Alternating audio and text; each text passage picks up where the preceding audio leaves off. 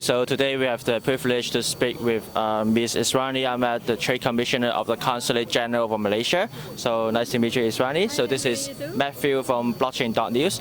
So I think our readers are very interested in the Consulate General of Malaysia. Like, what did you guys do and all the opportunities alongside the Belt and Road countries, and how does your organization collaborate with different countries and the areas of collaboration?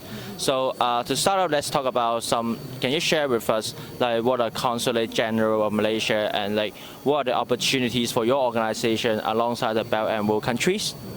Okay, basically the Consulate General of Malaysia here in Hong Kong, our function is to promote the relationship, the bilateral relationship, and also trade and investment relationship between Hong Kong, Malaysia, as well as Macau. Right. So what we do in particular, we engage with the government here and also the various organizations here in Hong Kong and also Macau to promote and foster collaboration and cooperation between the two countries.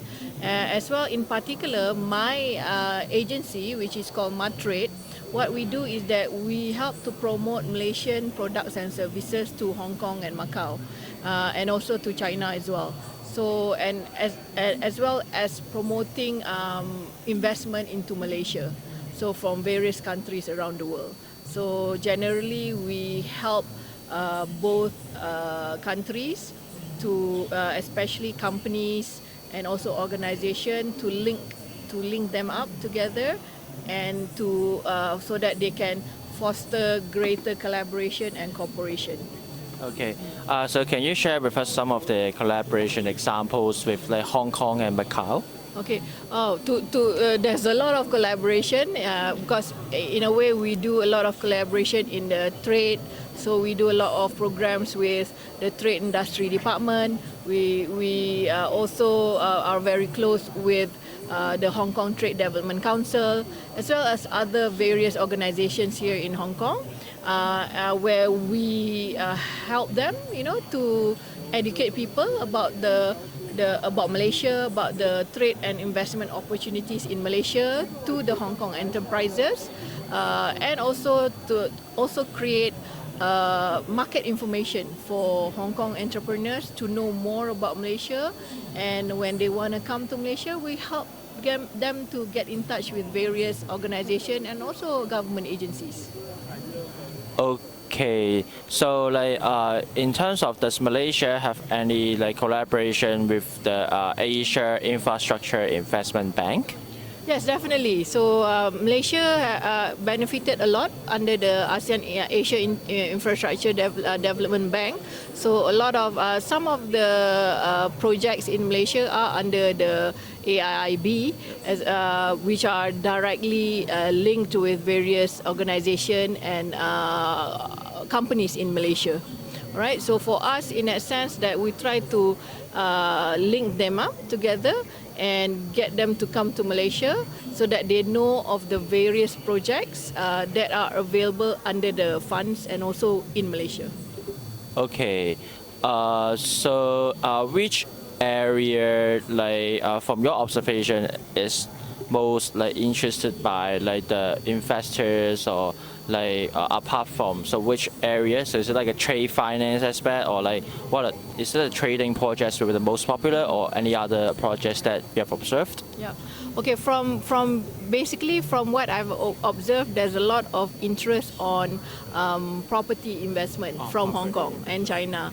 So as you can see, there's a lot of interest in commercial property development and also residential property development. But apart from that, also we would like to highlight that there's a lot of interest is in manufacturing investment. All right.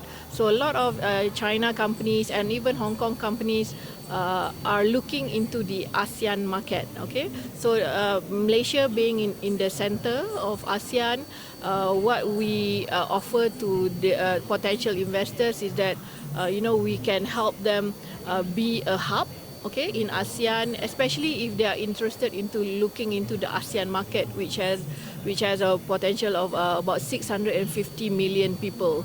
right? So especially in terms of investment in high-tech investment, all right? So we are looking into that area, aerospace, biotech, but of course the traditional investment in other manufacturing sectors are still welcome. But we try to promote more high-tech, fully automated industries, right? So and at the same time also, if there are new technologies from Hong Kong or even from China, we really encourage them to come to Malaysia and do a technology transfer, because maybe some of this technology are really needed in Malaysia, right? So these are the areas that a lot of the foreign companies can come over to Malaysia and find partners to collaborate and enhance, and if they want to create more markets in Malaysia and also ASEAN, please come over to Malaysia and we can help them find partners. Okay, sure. So you just mentioned on the high-tech investment. So how about like some investment like like some emerging technologies, like especially like FinTech, artificial intelligence, AI, or even like blockchain, cloud computing. Like how does investor value these projects in Malaysia? Does Malaysia open to these opportunities, and is there any more projects like from this technical background trying to see Malaysia as a huge opportunity for investment? Definitely. So because we quite have a growing financial sector in Malaysia, especially for instance in the Islamic finance, because in ASEAN we have a lot of Muslim population. So Malaysia is one of the strongest players in Islamic finance. So we see that a lot of these new FinTech are really focusing on more general financial technology. Maybe they can focus more on Islamic finance, and also Malaysia, like I said, there's a lot of development going on in Malaysia, and there's a lot of Malaysian companies who are active in doing construction services in all over Malaysia, right? In all over the world as well. So technologies and IoTs in construction and building materials is also promoted, and we welcome new technologies to come over to Malaysia and share with the Malaysian, if they can find Malaysian partners to share these new technologies with us. And also there are Malaysian companies who have created their own technology in these various FinTech, and also construction services, so that can be shared with them also with other markets. So yeah, I mean we welcome these new industries, these new sectors that can be promoted more, and there are plenty of room to grow, so that there's a lot of opportunities for both sides to profit from. Awesome. So like to sum up, like does Consulate General of Malaysia have any next step in collaborating with different countries in Belt and Road Initiative?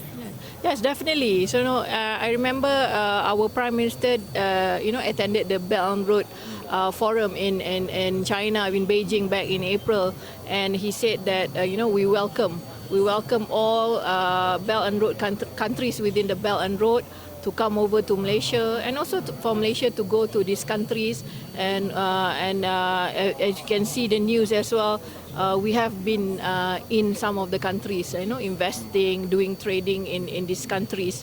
So, but we would like to see more two-way trade and investment that are beneficial to both countries. So we want all these companies and organizations to partner up and to explore more. Maybe Malaysia is well known in certain markets that maybe Hong Kong and China is not, they don't have the strength at, right? Yep. So you can use Malaysia to go into this market, and same with Malaysia also. They can use the Hong Kong, China companies to go into other markets that you are strong at. So it's a two-way benefit for everyone. Sure. Yeah. Okay, so I'm sure that's will be a win-win situation for both Hong Kong and Malaysia. So thank you so much for today, Ezzwanee. So thank you for the great insight on the Malaysia in the Belt and Road Initiative, leveraging the economic opportunities and investment opportunities in the future. Thank you.